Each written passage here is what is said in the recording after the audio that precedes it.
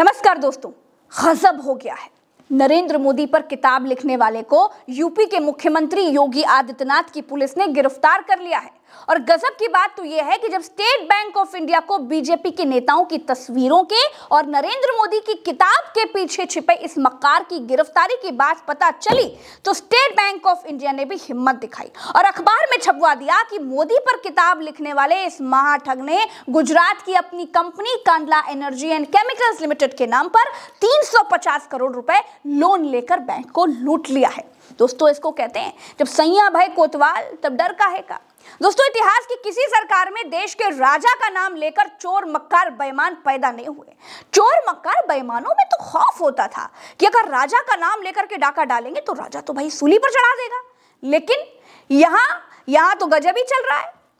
अभी कुछ ही दिन पहले गुजरात का एक ठग किरण पटेल भारत सरकार से Z+ सिक्योरिटी लेकर कश्मीर में घूम रहा था और अब मोदी पर किताब लिखने वाले ने बैंक लूट मारी है। जो 350 करोड़ रुपए मोदी पर किताब लिखने वाले इस संजय शेरपुरिया ने डकार लिया है, वो किसका पैसा था? वो आपके सेविंग अकाउंट का पैसा था, वो हम भारतीयों का पैसा था। अब इतना ही नहीं है, इस महाठग, इस महाफ्रॉड बैंकों को चूना लगाने वाले की मोदी चालीसा भी सुन लीजिए और समझिए कि नेताओं के साथ फोटो खिंचवा करके, राजा जी की तारीफ करके, भक्त बनकर आखिर क्या क्या कांड करने का लाइसेंस मिल सकता है। सुनिए।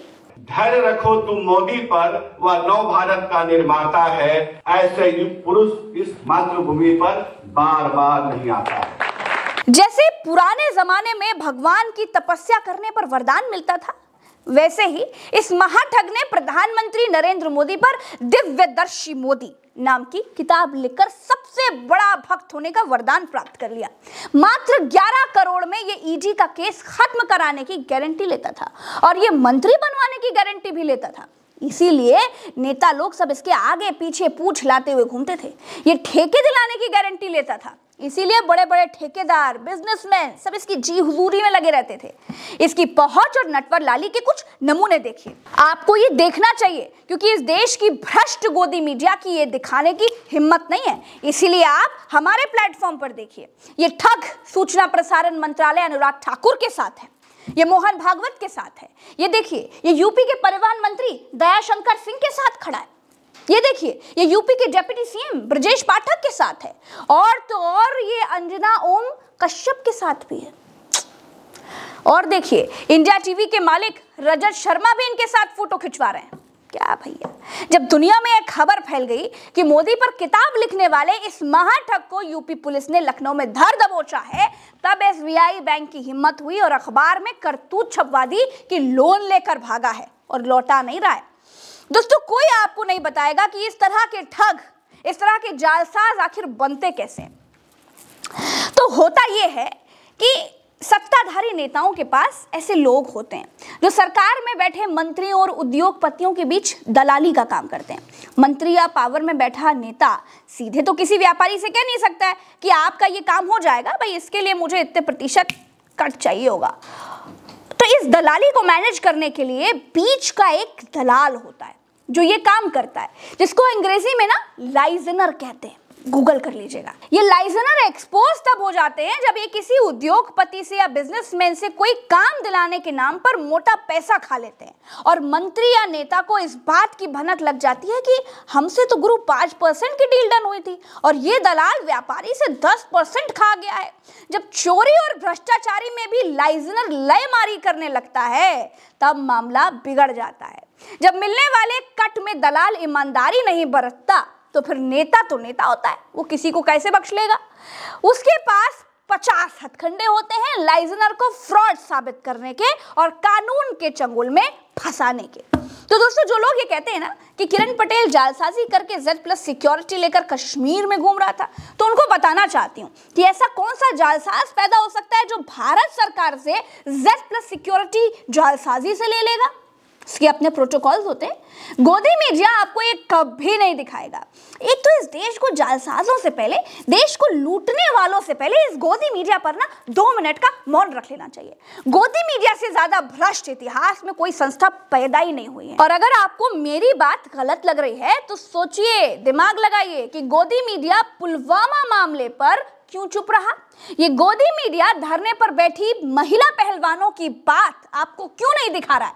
ये गोदी मीडिया बिल्किस बानो के दोषियों को छोड़े जाने पर आखिर चुप क्यों रहा? बिहार में एक अपराधी को छोड़े जाने पर अपनी छाती पीट रहा है। फिर से कहती हूं, आपके घरों में टीवी की शक्ल में मौजूद गोदी मीडिया से ज्यादा भ्रष्ट आज तक कोई संस्था नहीं हुई है। मैं ये बात बहुत जिम्मेदारी से कह रही हूं। खैर दोस्तों, सिस्टम से पैदा हुए इस संजय शेरपुरिया नाम के इस महाठग ने कई शेल कंपनियां बनाई थी जिनका कोई अता पता नहीं है।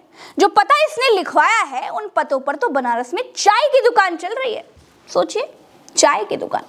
गाजीपुर में जैविक विज्ञान केंद्र चल रहे हैं। दोस्तों, अब आप ये भी सोच रहे होंगे कि यहाँ बीजेपी विधायक से फोटो खिंचवाने के बाद चोरों को पकड़ने में इलाके की पुलिस तो 5 बार सोचती है। तो ये संजय शेरपुरिया तो मोदी पर किताब लिख चुका था, फिर ये कैसे पकड़ा गया गुरु?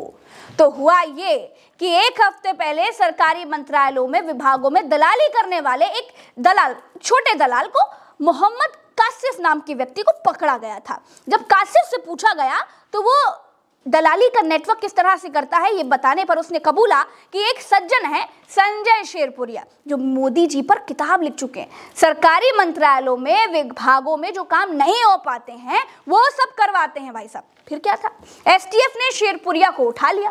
इसी बीच ये भी पता चल गया कि डालमिया ग्रुप के अध्यक्ष गौरव डालमिया की जांच ईडी के पास चल रही थी। इस जांच को मैनेज कराने के लिए शेरपुरिया ने 11 करोड़ रुपए लिए थे। 11 करोड़ की रकम गौरव डालमिया ने अपनी फैमिली ऑफिस ट्रस्ट के खाते से संजय राय की यूथ रूरल एंटरप्रेन्योरशिप के खाते में 2 बार जमा कराई थी। उन्होंने पहले बीती 21 जनवरी को 5 करोड़ और फिर 23 जनवरी को 6 करोड़ रुपए ट्रांसफर किए थे।